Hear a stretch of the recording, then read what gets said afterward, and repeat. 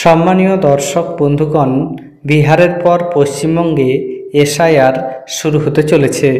এর মধ্যেই জন্ম সার্টিফিকেট নিয়ে কড়া নির্দেশিকা জারি করল পশ্চিমবঙ্গ সরকার।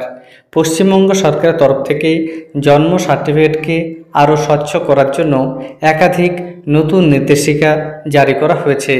এই নির্দেশিকাগুলিতে কি বলা হয়েছে সম্পূর্ণ আপডেট আপনাদের এই ভিডিওতে দেওয়া হবে।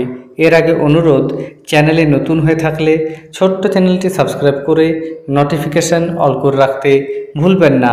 দেখুন এ বিষয়ে প্রতিবেদনে কি বলা হয়েছে। বার্থ সার্টিফিকেট নিয়ে নয়া নির্দেশিকা স্বাস্থ্য দপ্তরের। বিস্তারিত কি বলা হয়েছে দেখুন। স্পেশাল ইন্টেনসিভ রিভিশন নিয়ে রাজ্য জুড়ে চলছে তরজা। এই পরিস্থিতিতে স্বাস্থ্য দপ্তরের পক্ষ থেকে নয়া নির্দেশিকা দেওয়া হয়েছে জেলা শাসকদের। নবান্ন থেকে জেলা শাসকদের নয়া নির্দেশ পাঠিয়ে বলা হয়েছে, বার্থ সার্টিফিকেটে কোনো কারণেই শিশুর জন্ম তারিখ ও স্থান বদল করা যাবে না। বদল করতে গেলে উপযুক্ত প্রমাণ দাখিল করতে হবে।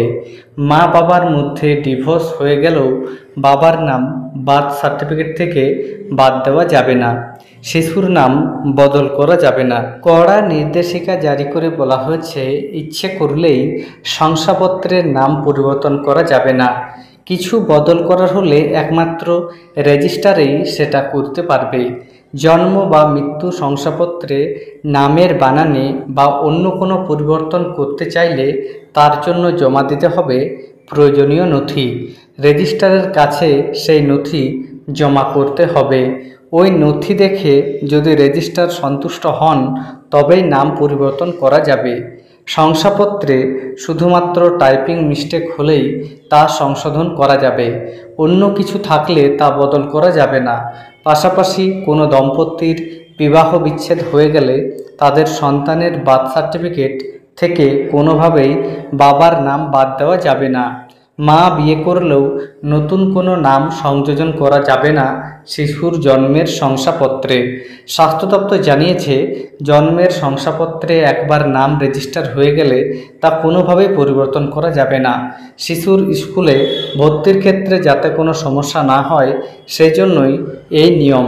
সমস্ত রেজিস্ট্রারের কাছে নির্দেশ দেওয়া হয়েছে, কেউ নিজের জন্মের তারিখ বা জন্মস্থান পরিবর্তন করতে চাইলে কোনোভাবেই সেই আবেদন যেন গ্রহণ না করা হয়। যে কোনো পরিবর্তনের জন্য আবেদনকারীর Aadhaar card, voter card, PAN card থাকা বাধ্যতামূলক। তাহলে বুঝতেই পারছেন, এসআইআর আবহে পশ্চিমবঙ্গ সরকারের তরফ থেকে জন্ম সার্টিফিকেটকে আরও স্বচ্ছ করে তোলার জন্য এই নির্দেশিকা জারি করা হয়েছে।